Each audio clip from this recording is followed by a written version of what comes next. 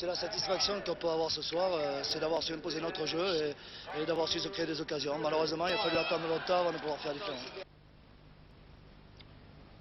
Merci Christian Van Oresvik et merci à Michel Denisot pour le reportage. Je vous ai dit tout à l'heure que nous n'avions pas le résultat d'Ajaccio-Toulouse. Une dépêche vient me tomber qui me signale que le match est demain. Je ne sais pas s'il a été reporté ou s'il était prévu demain. Et si nous avions une fausse information, en tout cas, il semble que l'ancien club de Cahuzac et le nouveau club de Cahuzac s'affronteront demain au stade de Mezzaville. Nous venons de voir le match qui opposait donc le deuxième et le troisième du classement. Alors, puisque la technique le permet, nos accords avec la fédération aussi, pourquoi ne pas s'offrir les phases essentielles du match du leader, c'est-à-dire Monaco, qui ce soir au stade Louis II rencontrait l'Olympique de Nîmes. Nous allons voir avec Jean Rénal pour les commentaires, Jean Pradinas qui dirigeait les caméras, comment ça s'est passé au stade Louis II. C'était tout à l'heure sur la Côte d'Azur. Ici donc le stade Louis II où Monaco qui joue à gauche en première période alors que vous voyez son gardien de but Ettori. Monaco, premier du classement, reçoit Nîmes qui est classé 6e. Une équipe monégasque qui a eu bien des problèmes, alors que vous voyez grâce aux caméras de Jean Pardinas et l'équipe technique de la société Codim, l'autre gardien. Il s'agit de Ruffier, un jeune gardien qui fait partie de la sélection olympique française. Monaco, je disais, a bien des problèmes puisque 3 de ses meilleurs joueurs, Onis, Petit et Dager, ne jouent pas, sont blessés. À noter que Onis a joué avec l'équipe de division 3 contre Arles et Onis a réussi un but en match d'ouverture et les deux équipes ayant fait match nul 3-3, Arles et Monaco. Mais revenons au match de première division avec, vous avez vu en gros plan, Boissier, le capitaine nîmois, le numéro 2. Ensuite c'est Delédic qui jouait avant à 3 et qui est un excellent libéro ma foi. Le match commence à peine, toujours 0-0, bien entendu pour les Monégasques, garder cette première place. Mais cette équipe nîmoise se défend ma foi fort bien. Elle joue bien à l'extérieur, elle vient de perdre un point sur son terrain du stade de Jean-Bouin contre Marseille. Elle voudrait bien sûr le récupérer ou même faire mieux, essayer de gagner. En tout cas, ce sont les Monégasques qui sont à l'attaque. Par Moisan. Et c'est Ruffier qui se saisit de la balle. Il y a un coup franc. Sifflé par l'arbitre, monsieur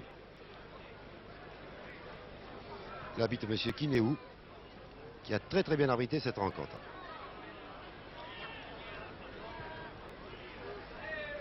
Toujours le pressing des Monégasques, avec notamment au milieu du terrain Moisan, le numéro 8, le numéro 4, le numéro 6, Couriol, et Christophe aussi. Voilà une attaque qui part cette fois-ci du côté droit par Aymon. L'arrière gauche, Jouane, qui dégage un peu n'importe comment. La balle n'est pas perdue pour les Monégasques, notamment par Moisan. Ensuite, un centre de Noguès. Ricor, l'ailier gauche, qui avait remplacé Dager, avait d'ailleurs permuté dès le début de la rencontre. Et là, il a raté la balle. Et c'est un tir de Couriol qui est repoussé, qui est contré.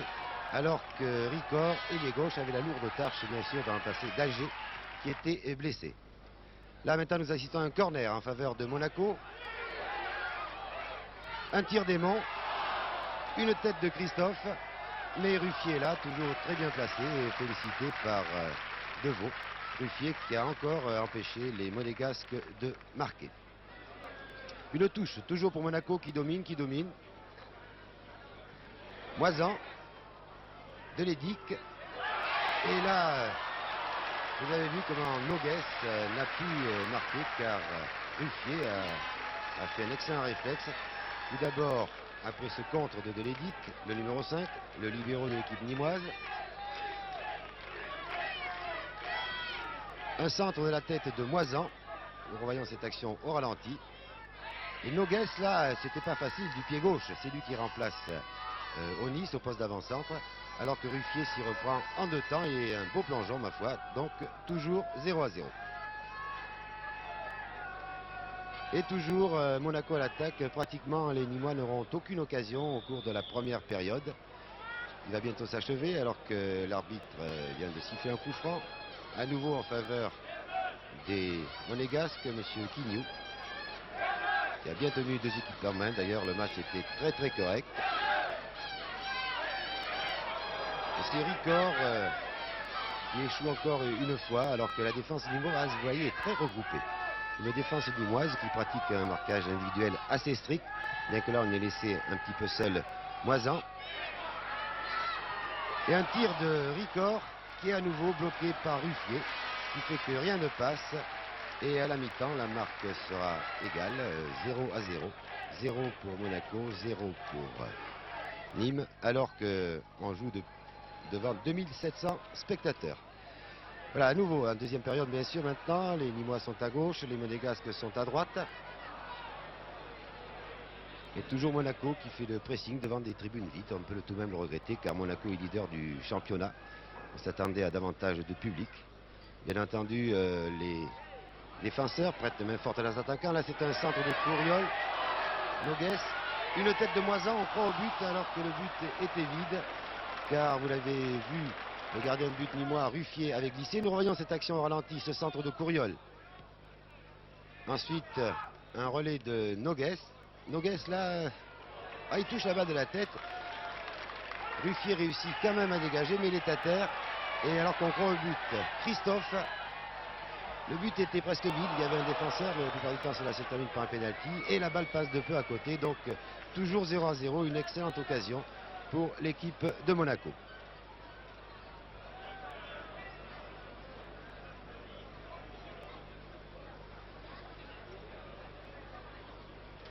Un dégagement de Ruffier, le gardien de but nîmois, qui a été le héros de cette rencontre. C'est un gardien de but très jeune, il n'a que 20 ans, mais il est vraiment étonnant. Il y a une attaque nîmoise là, Lusigno tout de même, qui a été très vite contré par Nino. Nino, un arrière-gauche très offensif, qui centre.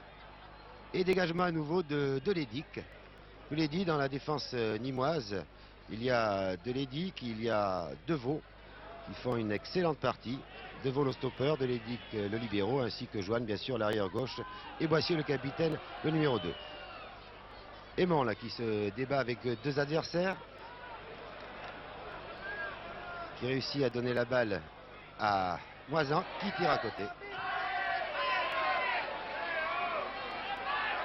Et on continue à dominer. Et là, c'est Deveau, une fois de plus, qui a réussi à sauver devant Noguès. Mais ce n'est pas fini, la balle n'est pas perdue pour les Monégasques. Et un tir terrible de Ricord, mais au-dessus. Vous avez vu une partie du public qui est ici à Monaco. Toujours 0-0. On attend toujours ce but. 5 minutes plus tard, un corner pour Monaco. Christophe, Lédic qui dégage de la tête. Et Gamou qui arrête le tir avec son derrière. Mais oui, c'est un peu la panique dans le cœur de Nîmois. Et finalement, c'est Boissier qui réussit à dégager. Mais la balle n'est pas encore perdue pour les Monégasques. Alors là, cette fois-ci, carrément, on envoie la balle dans les tribunes et même presque, j'allais dire, dans la mer. Non, n'exagérons pas. Vous l'avez vu. Une attaque nîmoise tout de même, mais Marguerite, l'avant-centre, qui est le meilleur buteur de cette équipe, le numéro 9 avec 11 buts, n'a pas eu beaucoup de ballons, pas plus que Lusigno à l'aile droite, ni Meyer à l'aile gauche. Vous voyez, Meyer précisément qui était en action, qui a donné un retrait pour Gamou. Gamou qui a surtout joué un rôle défensif, ainsi que Girard, qui veut donner la balle à Lédic. Et c'est Noguès qui se trouve tout seul, et à nouveau une très belle sortie de Ruffier. On a cru à nouveau au but, mais toujours 0-0.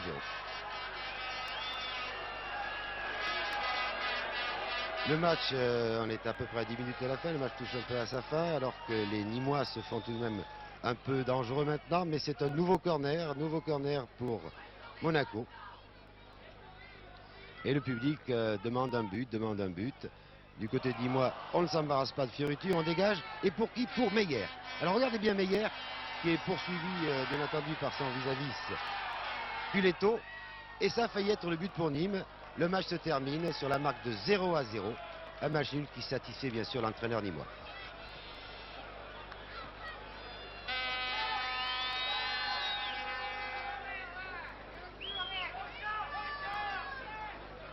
Henri Noël, l'entraîneur du Nîmes Olympique, est bien sûr heureux car son équipe a pris un point à l'extérieur et au stade Louis II, c'est-à-dire contre le leader. Bien sûr, je ne ferai pas la fine bouche, on prend un point qui est précieux pour nous.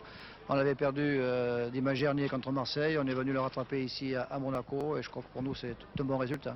Mais alors j'ai remarqué que vos joueurs pratiquaient un marquage individuel très strict, c'est peut-être cela non le secret de la victoire, enfin de la victoire du match nul. Oui, pour nous c'est une victoire malgré le match nul, mais c'est vrai qu'il y a eu un marquage beaucoup plus sévère que d'habitude. Et je dirais même qu'on n'a peut-être pas cru en nos chances. Si on avait peut-être essayé d'attaquer un petit peu plus et de jouer comme j'avais envie qu'on joue, peut-être qu'on aurait fait un bon résultat, enfin plus positif, mais je crois que je dis encore, il ne faut pas faire la fine bouche, c'est un bon résultat pour nous. Alors Monaco a dominé, la preuve c'est que le gardien de but Ruffier a fait un très bon match. C'était l'ancien gardien de but de l'équipe olympique, enfin il fait partie des 2 gardiens de but de l'équipe olympique. D'où vient-il ce jeune? Bien, il sort de Nîmes Olympique, il était pupille chez nous et depuis il a progressé, il est arrivé en équipe Fagnon. C'est vrai qu'on aura ce soir une fière chandelle à Richard Ruffier qui a fait un très bon match. L'équipe de Monaco a dominé, c'est sûr, mais on était chez le leader, on ne pouvait pas faire autrement. Eh bien merci et bravo encore. Voilà, comme promis, je vous rappelle maintenant, en fin d'émission, les résultats de cette 26e journée, surtout pour ceux qui étaient sur les stades et qui avaient donc raté le début de l'émission. Sachez que Nantes a battu Saint-Étienne sur le score de 2-0. Laval et Strasbourg sont à match nul 0-0. Lille battu chez lui par Bordeaux 1-0. Metz vainqueur 2-0 de Nice. Enfin, Brest concède chez lui un match nul contre Nancy, 3 buts partout. Demain, ce jour, on les rencontre Sochaux-Bastia, Paris Saint-Germain-Lens, Marseille-Valenciennes, Lyon-Angers. Ce soir, le classement est le suivant. Premier Monaco, 38 points. Deuxième Nantes, 37 points. Troisième Saint-Étienne, 36 points. Quatrième Sochaux, 35 points. Mais Sochaux joue demain contre Bastia et a donc la possibilité de se retrouver deuxième. Un nouveau confrère vient de paraître, son titre Goal, son originalité uniquement consacrée au football, sa périodicité tous les lundis. Vous aurez toute l'actualité de la semaine écoulée en 16 pages et un magazine que voici, édité lui en 32 pages. Bienvenue donc à cet hebdomadaire dont le rédacteur en chef est notre excellent confrère Frédéric Chevitte. Bienvenue et longue vie à Gaulle. Ne quittez pas l'antenne. Tout à l'heure, suite du programme sportif, vous en saurez davantage avec Alain Scoubet après le générique de Téléfoot 1. Je vous dis bonsoir, merci de votre attention et à samedi prochain selon la formule consacrée.